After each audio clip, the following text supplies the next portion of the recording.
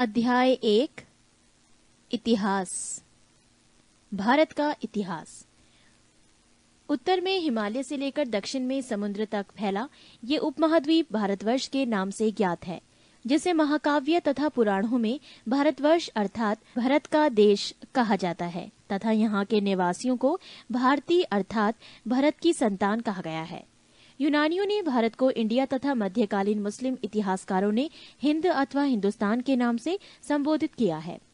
भारतीय इतिहास को अध्ययन की सुविधा के लिए 3 भागों में बांटा गया है: प्राचीन भारत, मध्यकालीन भारत एवं आधुनिक भारत। प्राचीन भारत। 1. प्राचीन भारतीय इतिहास के स्रोत। प्राचीन भारतीय इतिहास के विषय में जानकारी मुख्यतः 4 स्रोतों से प्राप्त होती है: 1. धर्मग्रंथ, 2 ऐतिहासिक ग्रंथ, 3 विदेशियों का विवरण, 4 पुरातत्व संबंधी साक्ष्य। धर्मग्रंथ एवं ऐतिहासिक ग्रंथ से मिलने वाली महत्वपूर्ण जानकारी। भारत का सर्वप्राचीन धर्मग्रंथ वेद है, जिसके संकलनकर्ता महर्षि कृष्ण द्वैपायन वेद व्यास को माना जाता है। वेद 4 हैं: ऋग्वेद, यजुर्वेद, सामवेद एवं अर्थवेद। ऋग्वेद ऋचाओं के क्रमबद्ध ज्ञान के संग्रह को ऋग्वेद कहा जाता है। इसमें 10 मंडल, 1028 सूक्त, वाल खिल्य पाठ के 11 सूक्तों सहित एवं 10,462 ऋचाएं हैं। इस वेद के ऋचाओं के पढ़ने वाले ऋषि को होत्र कहते हैं।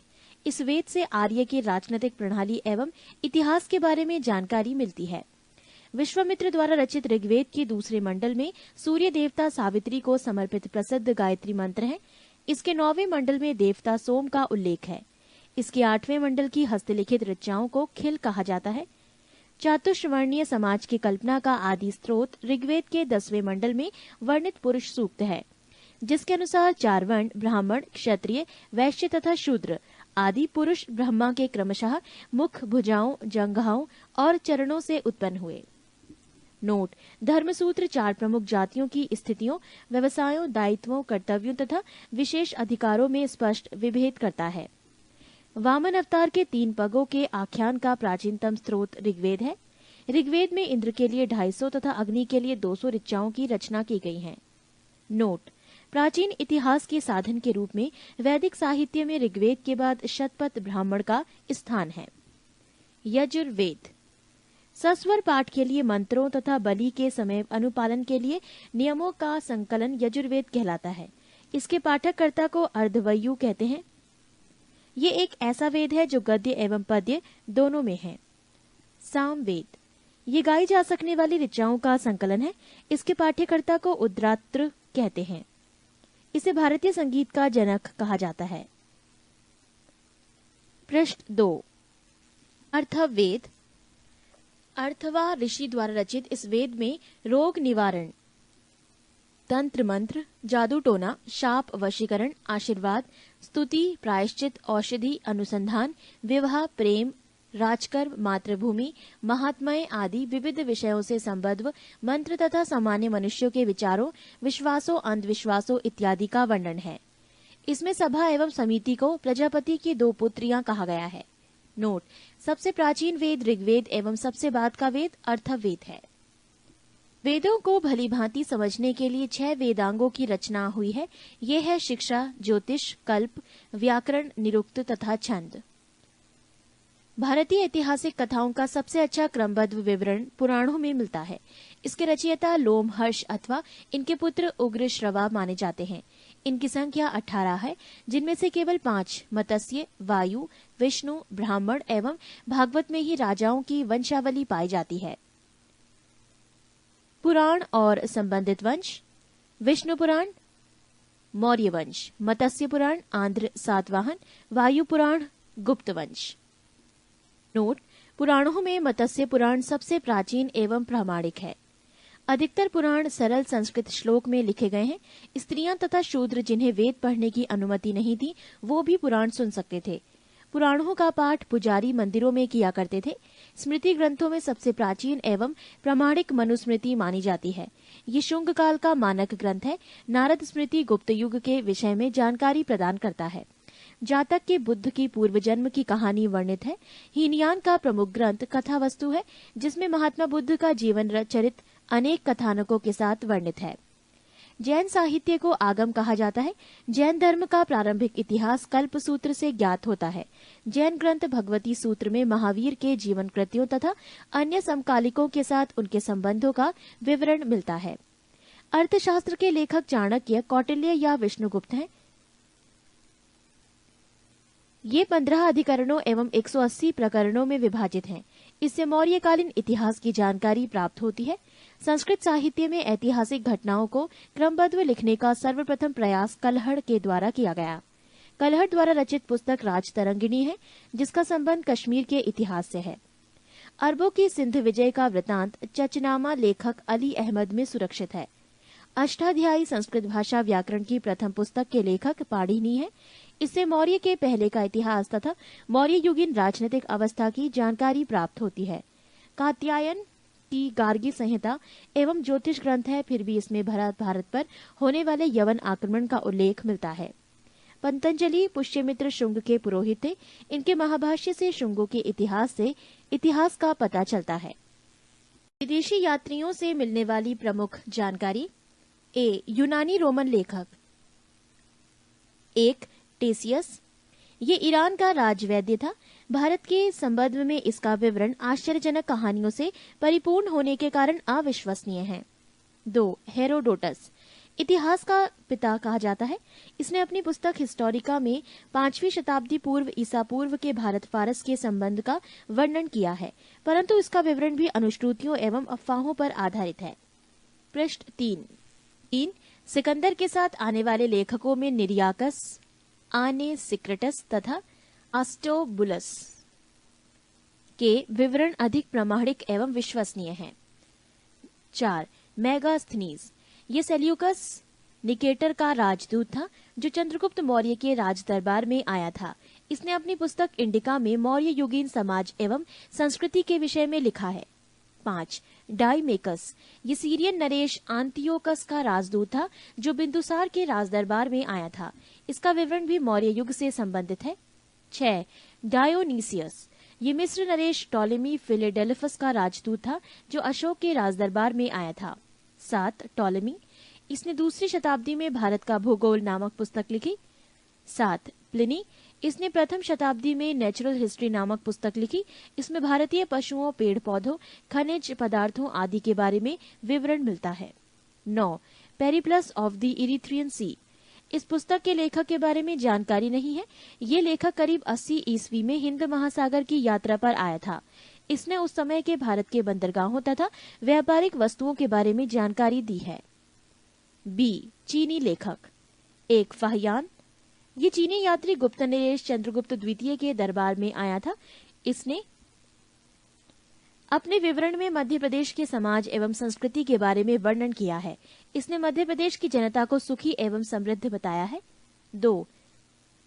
संयुगन। ये 518 ईस्वी में भारत आया। इसने अपने 3 वर्षों की यात्रा में बौद्ध धर्म की प्राप्तियां एकत्रित की। 3. हुएनसांग। ये हर्षवर्धन के शासनकाल में भारत आया था। हुएनसांग 629 ईस्वी में चीन से भारतवर्ष के लिए प्रस्थान किया और लगभग 1 वर्ष की यात्रा के बाद सर्वप्रथम ये भारतीय राज्य कपिशा पहुंचा। भारत में 15 वर्षों तक ठहरकर 645 ईस्वी में चीन लौट गया। वो बिहार में नालंदा जिला स्थित नालंदा विश्वविद्यालय में अध्ययन करने तथा भारत से बौद्ध ग्रंथों को एकत्र कर ले जाने के लिए आया था। इसका भ्रमण वृतांत CU की नाम से प्रसिद्ध है, जिसमें 138 देशों का विवरण मिलता है। इसने हर्षकालीन समाज, धर्म तथा राजनीति के बारे में वर्णन किया है। इसके अनुसार सिंध का राजा शूद्र था। नोट: हुएनसांग के अध्ययन के समय नालंदा विश्वविद्यालय के कुलपति आचार्य शीलभद्र थे। 4. इत्सिंग। ये 7वीं शताब्दी के अंत में भारत आया। इसने अपने विवरण में नालंदा विश्वविद्यालय, विक्रमशिला विश्वविद्यालय तथा अपने समय के भारत का वर्णन किया है। C. अरबी लेखक। 1. अल-बरूनी। ये महमूद गजनवी के साथ भारत आया था। अरबी में लिखी गई उसकी कृति किताबुल हिंद या तहकीके हिंद भारत की खोज आज भी इतिहासकारों के लिए एक महत्वपूर्ण स्रोत है। इसमें राजपूत कालीन समाज, धर्म, रीति रिवाज, राजनीति आदि पर सुंदर प्रकाश डाला गया है। D. अन्य लेखक। 1. तारानाथ। ये एक तिब्बती लेखक था। इसने कंग्यूर तथा तंग्यूर नामक ग्रंथ की रचना की। इनसे भारतीय इतिहास के बारे में जानकारी मिलती है। 2. Marco Polo. ये 13वीं शताब्दी के अंत में पांड्य देश की यात्रा पर आया था। इसका विवरण पांड्य इतिहास के अध्ययन के लिए उपयोगी है। पुरातत्व संबंधी साक्ष्य से मिलने वाली जानकारी। 1400 ईसा पूर्व के अभिलेख बोगास कोई एशिया माइनर से वैदिक देवता मित्र, वरुण, इंद्र और नासत्य अश्वनी कुमार के नाम मिलते हैं। पृष्ठ 4। मध्य भारत में भागवत धर्म विकसित होने का प्रमाण यवन राजदूत हेलियोडोरस के वैसनगर विदिशा गरुड़ स्तंभ लेख से प्राप्त होता है। सर्वप्रथम भारतवर्ष का जिक्र हाथी गुम्फा में अभिलेख में है। सर्वप्रथम दुर्भिक्ष की जानकारी देने वाला अभिलेख सोहगोरा अभिलेख है। सर्वप्रथम भारत पर होने वाले हूण आक्रमण की जानकारी भीतरी स्तंभ लेख से प्राप्त होती है। सती प्रथा का पहला लिखित साक्ष्य एरन अभिलेख शासक भानुगुप्त से प्राप्त होती है। रेशम बुनकर की श्रेणियों की जानकारी मंदसौर अभिलेख से प्राप्त होती है। नोट: अभिलेखों का अध्ययन इपिग्राफी कहलाता है। महत्वपूर्ण अभिलेख: अभिलेख और शासक हाथी गुम्फा अभिलेख, तिथि रहित अभिलेख शासक कलिंगराज खाकेल, जूनागढ़ गिरनार अभिलेख शासक रुद्रदामन, नासिक अभिलेख शासक गौतमी बलश्री, प्रयाग स्तंभ लेख शासक समुद्रगुप्त, एहोल अभिलेख शासक पुलकेशन द्वितीय, मंदसौर अभिलेख शासक मालवा नरेश यशोधर्मन, ग्वालियर अभिलेख शासक प्रतिहार नरेश भोज, भीतरी एवं जूनागढ़ अभिलेख शासक स्कंदगुप्त, देवपाड़ा अभिलेख शासक बंगाल शासक विजयसेन। कश्मीरी नवपाषाणिक पुरास्थल बुजुर्गहोम से गढ़तावास गड्ढाघर का साक्ष्य मिला है। इनमें उतरने के लिए सीढ़ियां होती थीं। प्राचीनतम सिक्कों को आहत सिक्के कहा जाता है। इसी को साहित्य में कारशार्पण कहा गया है। सर्वप्रथम सिक्कों पर लेख लिखने का कार्य यवन शासकों ने किया। समुद्रगुप्त की वीणा बजाती हुई मुद्रा वाले सिक्कों से उसके संगीत प्रेमी होने का प्रमाण मिलता है। अरिकेमेडु पदुचेरी के निकट से रोमन सिक्के प्राप्त हुए हैं। 2. प्रागैतिहासिक काल। जिस काल में मनुष्य ने घटनाओं का कोई लिखित विवरण उद्धृत नहीं किया उसे प्रागैतिहासिक काल कहते हैं। मानव विकास के उस काल को इतिहास कहा जाता है जिसका विवरण लिखित रूप में उपलब्ध है। आदि ऐतिहासिक काल उस काल को कहते हैं जिस काल में लेखन कला के प्रचलन के बाद उपलब्ध लेख पढ़े नहीं जा सके हैं। ज्ञानी मानव होमोसेपियस का प्रवेश इस धरती पर आज से लगभग 30 या 40 हजार वर्ष पूर्व हुआ। पूर्व पाषाण युग के मानव की जीविका का मुख्य आधार था शिकार। आग का आविष्कार पूरा पाषाण काल में एवं पहिए का नव पाषाण काल में हुआ। मनुष्य में स्थायी निवास की प्रवृत्ति नव पाषाण काल में हुई तथा उसने सबसे पहले कुत्ता को पालतू बनाया। मनुष्य ने सर्वप्रथम तांबा धातु का प्रयोग किया था तथा उसके द्वारा बनाए जाने वाला प्रथम औजार कुल्हाड़ी प्राप्ति स्थल अतिरंपकम था। कृषि का आविष्कार नव पाषाण काल में हुआ। प्रागैतिहासिक अन्न उत्पादक स्थल मेहरगढ़ पश्चिमी बलूचिस्तान में अवस्थित है। कृषि के लिए अपनाई गई सबसे प्राचीन फसल गेहूं एवं जौ थी। पल्लावरम नामक स्थान पर प्रथम भारतीय पुरापाषाण कलाकृति की खोज हुई थी। भारत में पूर्व प्रस्तर युग के अधिकांश औजार स्फटिक पत्थर के बने थे। भारत का सबसे प्राचीन नगर मोहनजोदड़ो था, सिंधी भाषा में, जिसका अर्थ है मृतकों का टीला। पृष्ठ 5। 3. सिंधु सभ्यता। रेडियो कार्बन C14 जैसी नवीन विश्लेषण पद्धति के द्वारा सिंधु सभ्यता की सर्वमान्य तिथि 2350 ईसा पूर्व से 1750 ईसा पूर्व मानी गई है। सिंधु सभ्यता की खोज राय बहादुर दयाराम साहनी ने की। सिंधु सभ्यता को प्रागैतिहासिक, प्रोटो हिस्टोरिक अथवा कांस्य ब्रॉन्ज युग में रखा आलमगीरपुर, जिला मेरठ उत्तर प्रदेश, उत्तरी पुरास्थल मांदा, जिला अखनूर जम्मू कश्मीर तथा दक्षिणी पुरास्थल दाइमाबाद, जिला अहमदनगर महाराष्ट्र। सिंधु सभ्यता या सैंधव सभ्यता नगरीय सभ्यता थी। सैंधव सभ्यता से प्राप्त परिपक्व अवस्था वाले स्थलों में केवल 6 को ही बड़े नगर की संज्ञा दी गई है। ये हैं मोहनजोदड़ो, हड़प्पा, गढ़वारीवाला, धौलावीरा, राखीगढ़ी एवं कालीबंगन। स्वतंत्रता प्राप्ति पश्चात हड़प्पा संस्कृति के सर्वाधिक स्थल गुजरात में खोजे गए हैं। लोथल एवं सुतकोतदा सिंधु सभ्यता का बंदरगाह था। जुते हुए खेत और नक्काशीदार ईंटों के प्रयोग का साक्ष्य कालीबंगन से प्राप्त हुआ है। मोहनजोदड़ो से प्राप्त अन्नागार संभवतः सैंधव सभ्यता की सबसे बड़ी इमारत है। मोहनजोदड़ो से प्राप्त बृहत स्नानागार एक प्रमुख स्मारक है, जिसके मध्य स्थित स्नान कुंड 11.88 मीटर लंबा, 7.01 मीटर चौड़ा एवं 2.43 मीटर गहरा है। अग्निकुंड लोथल एवं कालीबंगन से प्राप्त हुए हैं। मोहनजोदड़ो से प्राप्त एक शील पर 3 मुख वाला देवता पशुपतिनाथ की मूर्ति मिली है। उनके चारों ओर हाथी, गैंडा, चीता एवं भैंसा विराजमान है। मोहनजोदड़ो से नर्तकी की एक कांस्य मूर्ति मिली है। हड़प्पा की मोहरों पर सबसे अधिक एक श्रृंगी पशु का अंकन मिलता है। मनके बनाने के कारखाने लोथल एवं चन्हूदड़ो से मिले हैं। सिंधु सभ्यता की लिपि भाव चित्रात्मक है। ये लिपि दाई से बाईं ओर लिखी जाती थी। जब अभिलेख एक से अधिक पंक्तियों का होता था तो पहली पंक्ति दाईं से बाईं और दूसरी बाईं से दाईं ओर लिखी जाती थी। सिंधु सभ्यता के लोगों ने नगरों तथा घरों के विन्यास के लिए ग्रीड पद्धति अपनाई। घरों के दरवाजे और खिड़कियां सड़क की ओर न खुलकर पिछवाड़े की ओर खुलते थे। केवल लोथल नगर के घरों के दरवाजे मुख्य सड़क की ओर खुलते थे। सिंधु सभ्यता में मुख्य फसल थी गेहूं और जौ। सैंधव वासी मिठास के लिए शहद का प्रयोग करते थे। रंगपुर एवं लोथल से चावल के दाने मिले हैं, जिनसे धान की खेती होने का प्रमाण मिलता है। चावल के प्रथम साक्ष्य लोथल से ही प्राप्त हुए हैं। सुरकोतदा, कालीबंगन एवं लोथल से सैंधवकालीन घोड़े के अस्थि पंजर मिले हैं। तौल की इकाई संभवतः 16 के अनुपात में थी। सैंधव सभ्यता के लोग यातायात के लिए 2 पहियों एवं 4 पहियों वाली बैलगाड़ी या भैंसा गाड़ी का उपयोग करते थे। सिंधु काल में विदेशी व्यापार, आयातित वस्तुएं और प्रदेश। तांबा प्रदेश खेतड़ी, बलूचिस्तान, ओमान। चांदी अफगानिस्तान, ईरान। सोना Karnataka, Afghanistan, Iran. Tin Afghanistan, Iran. गोमेद सौराष्ट्र, लाजवर्द मेसोपोटामिया। सीसा ईरान। पृष्ठ 6। मेसोपोटामिया के अभिलेखों में वर्णित मेलुहा शब्द का अभिप्राय सिंधु सभ्यता से ही है। संभवतः हड़प्पा संस्कृति का शासन वाणिक वर्ग के हाथों में था। पिग्गट ने हड़प्पा एवं मोहनजोदड़ो को एक विस्तृत साम्राज्य की जुड़वा राजधानी कहा है। सिंधु सभ्यता के लोग धरती को उर्वरता की देवी मानकर उसकी पूजा किया करते थे। वृक्ष पूजा एवं शिव पूजा के प्रचलन के साक्ष्य भी सिंधु सभ्यता से मिलते हैं। स्वस्तिक चिन्ह संभवतः हड़प्पा सभ्यता की देन है। इस चिन्ह से सूर्योपासना का अनुमान लगाया जाता है। सिंधु घाटी के नगरों में किसी भी मंदिर के अवशेष नहीं मिले हैं। सिंधु सभ्यता के मां मातृ देवी की उपासना सर्वाधिक प्रचलित थी। पशुओं में कुबड़ वाला सांड इस सभ्यता के लोगों के लिए विशेष पूजनीय था।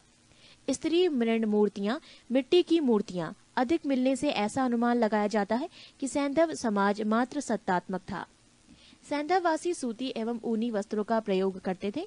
मनोरंजन के लिए सैंधववासी मछली पकड़ना, शिकार करना, पशु पक्षियों को आपस में लड़ाना, चौपड़ और पासा खेलना आदि साधनों का प्रयोग करते थे।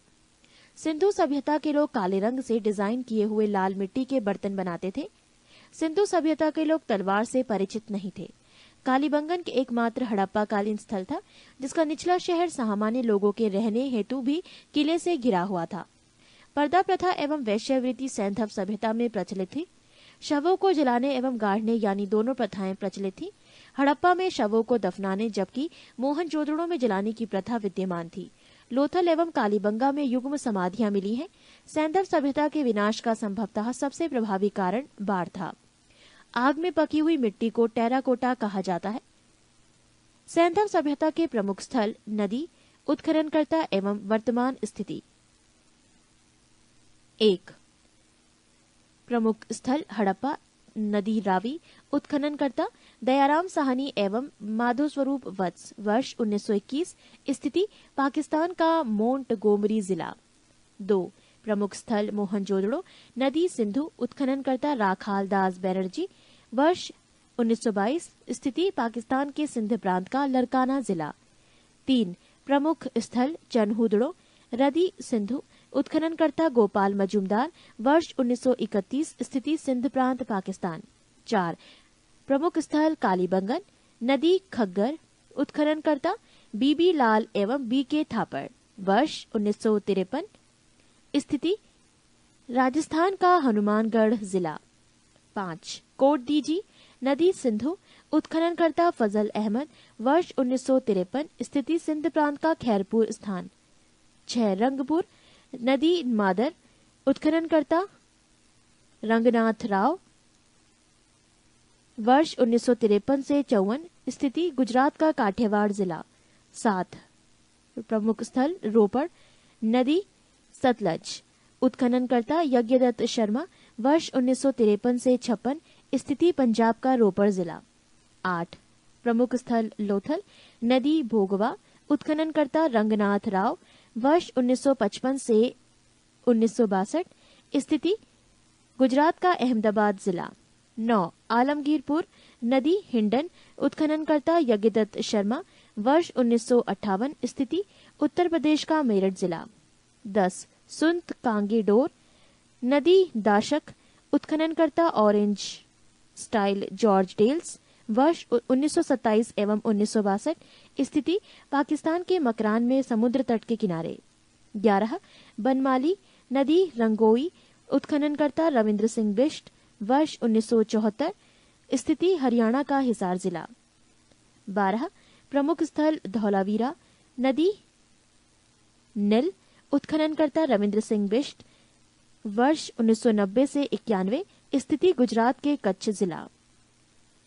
ये थे सैंधव सभ्यता के प्रमुख स्थल, नदी, उत्खननकर्ता एवं वर्तमान स्थिति। पृष्ठ 7। 4। वैदिक सभ्यता। वैदिक काल का विभाजन 2 भागों, 1 ऋग्वैदिक काल 1500 से 1000 ईसा पूर्व और 2 उत्तर वैदिक काल 1000 से 600 ईसा पूर्व में किया गया है। आर्य सर्वप्रथम पंजाब एवं अफगानिस्तान में बसे।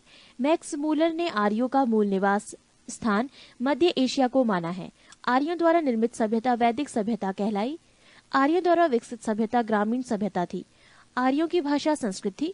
आर्यों के प्रशासनिक इकाई आरोही क्रम से इन 5 भागों में बटा था: कुल, ग्राम, विश, जन, राष्ट्र। ग्राम के मुखिया ग्रामीणी एवं विश का प्रधान विशपति कहलाते थे। जन के शासक को राजन कहा जाता था। राज्य अधिकारियों में पुरोहित एवं सेनानी प्रमुख थे। सूत, रथकार तथा कमादी नामक अधिकारी रत्नी कहे जाते थे।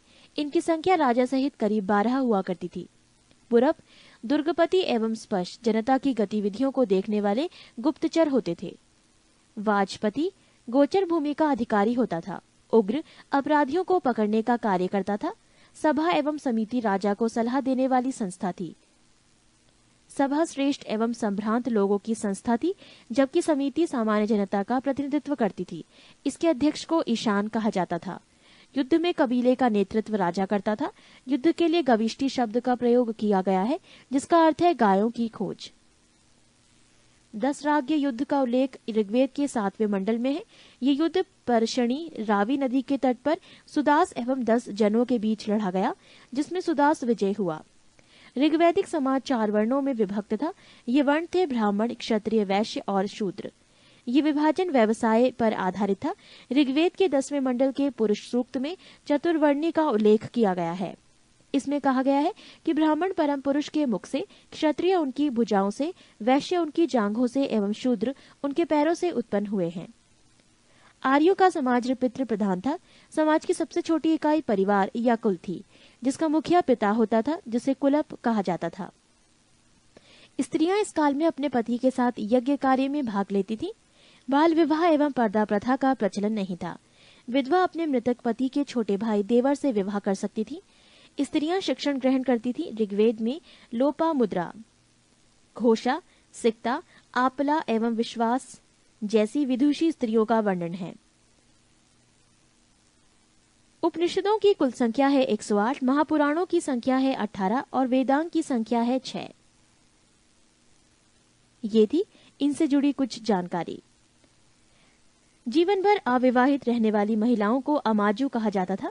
आर्यों की मुख्य पेय पदार्थ सोमरस था। ये वनस्पति से बनाया जाता था।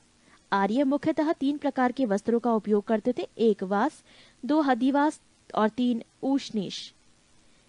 अंदर पहनने वाले कपड़े को नीवी कहा जाता था। आर्यों के मनोरंजन के मुख्य साधन थे संगीत, रथ दौड़, घुड़दौड़ एवं ध्रुत कीर्णा।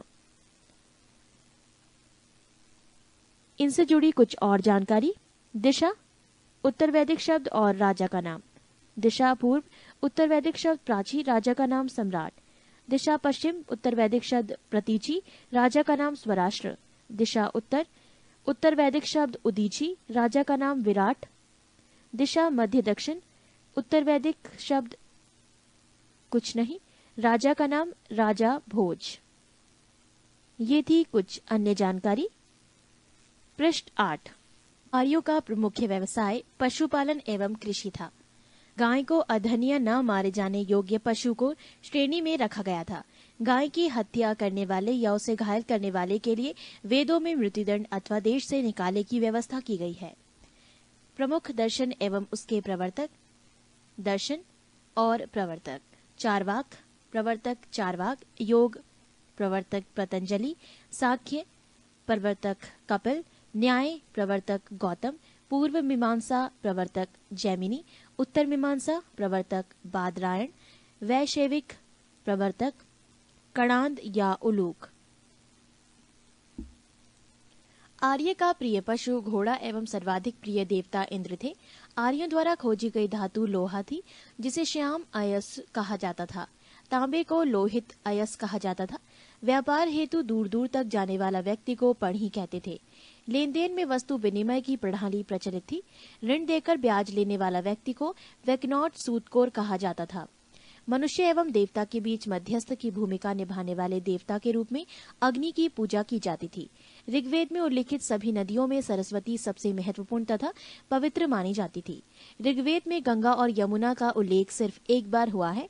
उत्तर वैदिक काल में इंद्र के स्थान पर प्रजापति सर्वाधिक प्रिय देवता हो गए थे। उत्तर वैदिक काल में राजा के राज्याभिषेक के समय राजसूय यज्ञ का अनुष्ठान किया जाता था। उत्तर वैदिक काल में वर्ण व्यवस्था की बजाय जन्म के आधार पर निर्धारित होने लगे थे। उत्तर वैदिक काल में हल को सिरा और हल रेखा की सीता कहा जाता था। उत्तर वैदिक काल में निष्क और शतमान मुद्रा की इकाइयां थी, लेकिन इस काल में किसी खास भार, आकृति और मूल्य के सिक्कों के चलन का कोई प्रमाण नहीं मिलता। सांख्य दर्शन भारत के सभी दर्शनों में सबसे प्राचीन है। इसके अनुसार मूल तत्व 25 हैं, जिनमें प्रकृति पहला तत्व है। सत्यमेव जयते मुंडकोपनिषद से लिया गया है। इसी उपनिषद में यज्ञ की तुलना टूटी नाव से की गई है। गायत्री मंत्र सवित्र नामक देवता को संबोधित है, जिसका संबंध ऋग्वेद से है। उत्तर वैदिक काल में कौशाम्बी नगर में प्रथम बार पक्की ईंटों का प्रयोग किया गया है। महाकाव्य दो हैं, महाभारत एवं रामायण। महाभारत का पुराना नाम जय संहिता है। ये विश्व का सबसे बड़ा महाकाव्य है। गोत्र नामक संस्था का जन्म उत्तर वैदिक काल में हुआ। ऋग्वैदिक कालीन नदियां। प्राचीन नाम कृंभ, आधुनिक नाम कुर्रम। कुंभा, आधुनिक नाम काबुल। वितस्ता, आधुनिक नाम झेलम। आस्किनी, आधुनिक नाम चिनाब। परपशनी, आधुनिक नाम रावी। शतुद्री, आधुनिक नाम सतलज। विपाशा, आधुनिक नाम व्यास। सदानीरा, आधुनिक नाम गंडक। दृष्टद्रुति, आधुनिक नाम घग्गर। गोमती, आधुनिक नाम गोमल। सुवस्तु, आधुनिक नाम स्वात। ऋग्वैदिक कालीन देवता। देवता इंद्र, संबंध युद्ध का नेता एवं वर्षा का देवता। अग्नि, देवता एवं मनुष्य के बीच मध्यस्थ। वरुण, पृथ्वी एवं सूर्य के निर्माता। समुद्र का देवता, विश्व के नियामक एवं शासक। सत्य का प्रतीक, ऋतु परिवर्तन एवं दिन रात का कर्ता। द्यौ, आकाश का देवता, सबसे प्राचीन। सोम, वनस्पति देवता। उषा, प्रगति एवं उत्थान देवता। आश्विन, विपत्तियों को हरने वाला देवता। पूषण, पशुओं का देवता। विष्णु, विश्व के संरक्षक एवं पालनकर्ता। मरुत, आंधी तूफान का देवता। पृष्ठ 9। 5 महाजन पदों का उदय। बुद्ध के जन्म के पूर्व 6ठी शताब्दी ईसा पूर्व में भारतवर्ष 16 जनपदों में बटा हुआ था। इसकी जानकारी हमें बौद्ध ग्रंथ अगुंतर निकाय से मिलती है। 1 महाजनपद अंग, राजधानी चंपा। क्षेत्र आधुनिक स्थान भागलपुर, मुंगेर, बिहार। 2 मगध, राजधानी गिरिब्रज राजगृह। क्षेत्र पटना, गया, बिहार। 3 काशी, राजधानी वाराणसी। क्षेत्र वाराणसी के आसपास उत्तर प्रदेश। 4 महाजनपद वत्स, राजधानी कौशाम्बी। क्षेत्र इलाहाबाद के आसपास उत्तर प्रदेश। 5 महाजनपद वज्जी, राजधानी वैशाली, विदेह और मिथिला। क्षेत्र मुजफ्फरपुर एवं दरभंगा के आसपास का क्षेत्र। 6 महाजनपद कौसल, राजधानी श्रावस्ती। क्षेत्र फैजाबाद उत्तर प्रदेश। 7 महाजनपद अवंती, राजधानी उज्जैन या महिष्मती, क्षेत्र मालवा उत्तर प्रदेश। 8 महाजनपद मल, राजधानी कुशावती, क्षेत्र देवरिया उत्तर प्रदेश। 9 महाजनपद पंचाल, राजधानी आहिचत्र कांपिल्य, क्षेत्र बरेलू बदायूं फर्रुखाबाद उत्तर प्रदेश। 10 महाजनपद चेदी, राजधानी शक्तिमती, क्षेत्र बुंदेलखंड उत्तर प्रदेश। 11 महाजनपद कुरु, राजधानी इंद्रप्रस्थ, क्षेत्र आधुनिक दिल्ली मेरठ एवं हरियाणा के कुछ क्षेत्र। 12 महाजनपद मत्स्य, राजधानी विराटनगर, क्षेत्र जयपुर राजस्थान के आसपास के क्षेत्र। 13 महाजनपद कंबोज, राजधानी हाटक, क्षेत्र राजौरी एवं हजारा, क्षेत्र उत्तर प्रदेश। 14 महाजनपद शूरसेन, राजधानी मथुरा, क्षेत्र मथुरा उत्तर प्रदेश। 15 महाजनपद अशमक, राजधानी पोटली या पोतन, क्षेत्र गोदावरी नदी, क्षेत्र दक्षिण भारत का एकमात्र जनपद। 16 महाजनपद गांधार, राजधानी तक्षशिला, क्षेत्र रावलपिंडी एवं पेशावर, पाकिस्तान।